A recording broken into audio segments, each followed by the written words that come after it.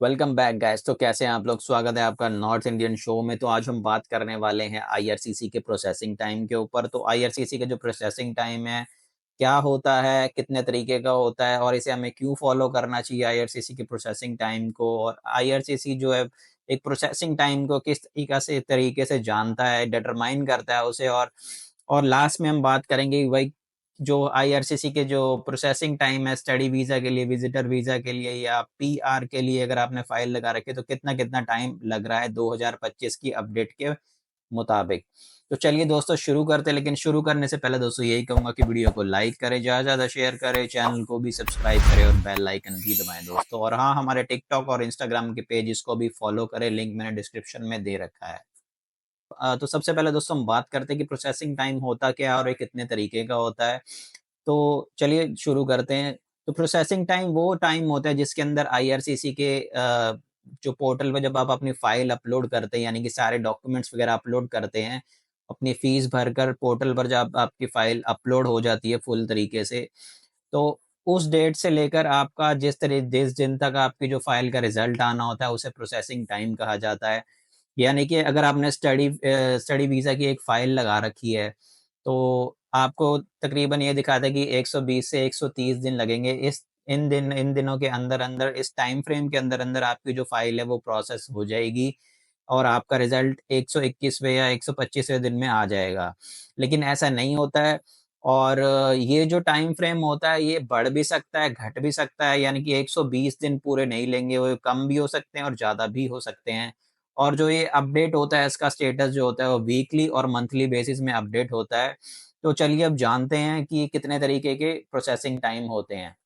ये 2 तरह के प्रोसेसिंग टाइम होते हैं, एक होता है हिस्टोरिकल प्रोसेसिंग टाइम, एक होता है फॉरवर्ड लुकिंग प्रोसेसिंग टाइम। तो हिस्टोरिकल प्रोसेस जो होता है उसके अंदर ये होता है कि आप जान सकते हैं कि हिस्टोरिकल इसके अंदर कहा गया है।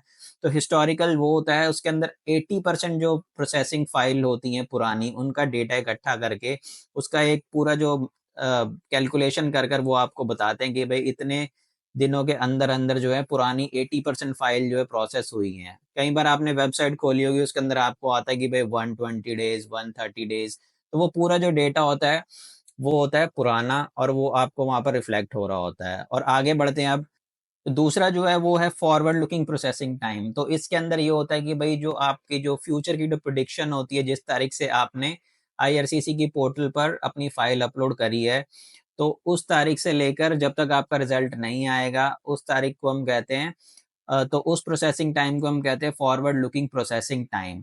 और ये जो होता है ये अपडेट होता है मंथली और वीकली बेसिस पर। तो अगला जो पॉइंट डिस्कस हम करेंगे इस वीडियो के अंदर वो है कि भाई why it is important to monitor processing time, यानी कि प्रोसेसिंग टाइम को मॉनिटर करना हमारे लिए क्यों अहम है। सबसे पहला जो पॉइंट इसके अंदर आएगा, एक आएगा बेटर प्लानिंग, यानी कि आप एक बेटर प्लानिंग कर सकते हैं। कई बार ऐसा होता है कि आपका जो फाइनेंस वगैरह होता है इधर-उधर हुआ होता है, आपके पास फंड्स कम होते हैं, तो आप उतने टाइम के अंदर-अंदर उन फंड्स को इकट्ठा कर सकते हैं, यानी कि अपनी फीस इकट्ठी कर सकते हैं, जाने-आने के लिए टिकट के पैसे इकट्ठे कर सकते हैं। बहुत सारी फाइनेंस से रिलेटेड जो चीज़ें होती हैं, डॉक्यूमेंट्स होते हैं, अपने कपड़े इकट्ठे करना, सारी चीज़ें उन टाइम के अंदर आप कर सकते हैं।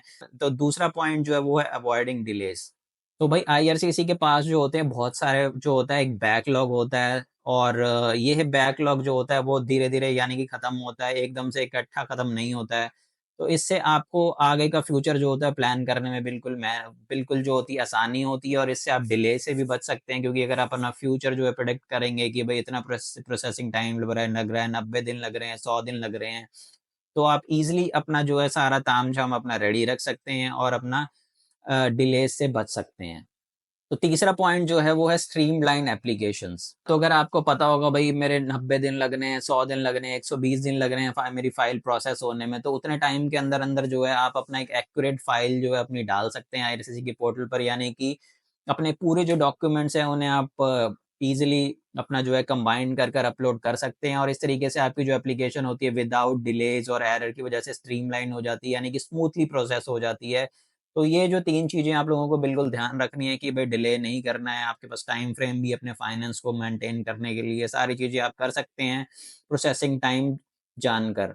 तो सबसे पहली बात हम करते हैं कि भाई आईआरसीसी प्रोसेसिंग टाइम कैसे मेंटेन करता है। सबसे पहली जो चीज़ है वो है कंप्लीटनेस और वॉल्यूम ऑफ एप्लीकेशन। अगर ज़्यादा वॉल्यूम होंगी आईआरसीसी के पास तो उतना ही टाइम बढ़ जाता है। अगर कम होती हैं, जैसे कि आजकल हम एक एग्जांपल ले सकते हैं कि भाई कनाडा में कम लोग आ रहे हैं, तो इस टाइम पे जो प्रोसेसिंग टाइम है वो उसमें कम से कम 5 या 10 दिन का फ़र्क पड़ चुका है। और कुछ जो एप्लीकेशंस है वहाँ पर बड़ा है अभी जो टाइम है ये, लेकिन जो मेन चीज़ होती है वॉल्यूम पर रिफ्लेक्ट करती है आईआरसीसी के प्रोसेसिंग टाइम कैलकुलेट करने में। और दूसरी जो चीज़ें हैं वो है कॉम्प्लेक्सिटी ऑफ द केस, यानी कि आपका जो विजिटर वीज़ा है, यानी कि पीआर का आपने वीज़ा लगा रखा था, उसके अंदर जो है ये कॉम्प्लेक्स चीज़ होती है कि भाई पीआर का जो आपका जो फ़ाइल लगा रखी है उसको थोड़ा आईआरसीसी ढंग से चेक करता है, तो इसके अंदर तकरीबन 180 दिन तक भी लग जाते हैं, यानी कि 6 महीने से लेकर 10 महीने तक भी लग जाते हैं कई फाइलों के अंदर ऑप्शन। तो इन तीनों चीज़ों को देखकर आईआरसीसी जो है वहाँ पर प्रोसेसिंग टाइम अपना डिस्प्ले करता है वेबसाइट पर। तो चलिए हम बात करते हैं प्रोसेसिंग टाइम की, किस-किस चीज़ में कितना-कितना टाइम लग रहा है। तो सबसे पहले हम लेते हैं सिटीज़न ग्रांटशिप, यहाँ पर जो है प्रोसेसिंग टाइम जो है 7 महीने का दिखा रहा है। तो यहाँ पर अभी जो है कोई चेंज नहीं इसमें रिफ्लेक्ट हो रहा है। और अगली हम बात करते हैं वो है कैनेडियन सिटीज़नशिप सर्टिफिकेट। इसके अंदर जो आपको 3 महीने का जो टाइम मिल रहा है प्रोसेसिंग के लिए, और इसके अंदर कोई भी अपडेट अभी नहीं है। और अगर हम बात करें पीआर कार्ड की प्रोसेसिंग के टाइम, उसमें आपको लग रहे हैं 22 दिन, यानी कि 2 दिन और बढ़ गए हैं। और अगर आप आते हैं कैनेडियन एक्सप्रेस क्लास में, तो इसके अंदर जो है प्रोसेसिंग टाइम है 5 महीने और वो बिल्कुल भी चेंज नहीं हुआ है। तो अगली हम बात करते हैं प्रोविंशियल नॉमिनी प्रोग्राम, यानी कि पीएनपी एक्सप्रेस एंट्री। इसके अंदर जो है 6 महीने का टाइम लग रहा है। प्रोविंशियल नॉमिनी प्रोग्राम है पीएनपी नॉन एक्सप्रेस एंट्री, इसके अंदर आपको 20 महीने का टाइम लग रहा है, यानी कि 7 महीने की जो इसके अंदर है इंक्रीमेंट हुई है। और अगला जो है प्रोग्राम वो है Quebec business class, processing time है 71 मंथ, इसके अंदर कोई चेंज नहीं है। स्टार्टअप का अगर आप वीज़ा लेके यहाँ पर आना चाहते हैं तो उसके अंदर तकरीबन प्रोसेसिंग टाइम है 739 मंथ्स, जो कि 1 महीने का कम हुआ है इसके अंदर प्रोसेसिंग टाइम। अगर हम बात करें विजिटर वीज़ा आउटसाइड कनाडा, अगर आप इंडिया से हैं तो आपको लगेंगे 110 दिन, और 2 दिन इसके अंदर बढ़ा दिए इन लोगों ने। और अगली जो बात करें विजिटर वीज़ा इनसाइड कनाडा, तो ऑनलाइन एप्लीकेशन है वो है 50 डेज़, तो इसके अंदर अभी कोई चेंज नहीं है। और सुपर वीज़ा जो अगर आप लगाना चाहते हैं तो उसके अंदर आपको लग रहा है 137 डेज़, तो इसके अंदर भी कोई चेंज नहीं आया। अभी स्टडी परमिट अगर आप अप्लाई कर रहे हैं इनसाइड कनाडा, तो उसके अंदर आपको लगेंगे 7 वीक, जो कि 1 हफ्ता कम हो गया है। और अगर आप बाहर से कर रहे हैं तो वहाँ पर लगेंगे आपको 9 हफ्ते, यानी कि 4 हफ्ते वहाँ से इंक्रीज़ कर दिए गए, क्योंकि एसडीएस कैटेगरी वगैरह जो आपको पता है वो बंद हो गई है अभी। और अगला जो आएगा वो है स्टडी परमिट एक्सटेंशन, जो उसके अंदर जो है प्रोसेसिंग टाइम हो गया 130 डेज़ का, और इसके अंदर जो है रिडक्शन हो गई है 15 दिन की। अगर आप वर्क परमिट आउटसाइड कनाडा कर रहे हैं तो अप्लाई, तो अगर आप इंडिया से हैं तो आपको लगेंगे 18 वीक्स, और नो चेंजेस है इसके अंदर। और वर्क परमिट अगर आप इनसाइड कनाडा कर रहे हैं तो 151 डेज़, जो कि 11 दिन कम हो गए हैं। तो अगर आप एप्लीकेशन वगैरह अगर आपने लगा रखी है या लगाने वाले, तो आप लोगों को एक बात बताऊँ कि भई अपने प्रोसेसिंग टाइम का बिल्कुल ख़्याल रखें। रेगुलर जाके आईआरसीसी की पोर्टल पर चेक कर सकते हैं आप। canada.ca पर भी जा सकते हैं, वहाँ पर भी चेक कर सकते हैं। ये सारी इन्फॉर्मेशन वहाँ पर अवेलेबल है फ्रीली। कोई भी जाकर वहाँ पर चेक कर सकता है।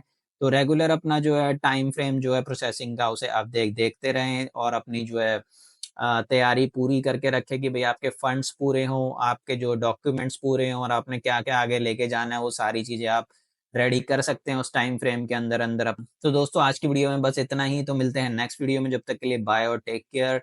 और जाने से पहले दोस्तों यही कहूँगा कि वीडियो को लाइक और शेयर करें, और चैनल को भी सब्सक्राइब करें, और हमारे इंस्टाग्राम और टिकटॉक के पेजेस को भी फॉलो करें। तो मिलते हैं दोस्तों नेक्स्ट वीडियो में, बाय एंड टेक केयर।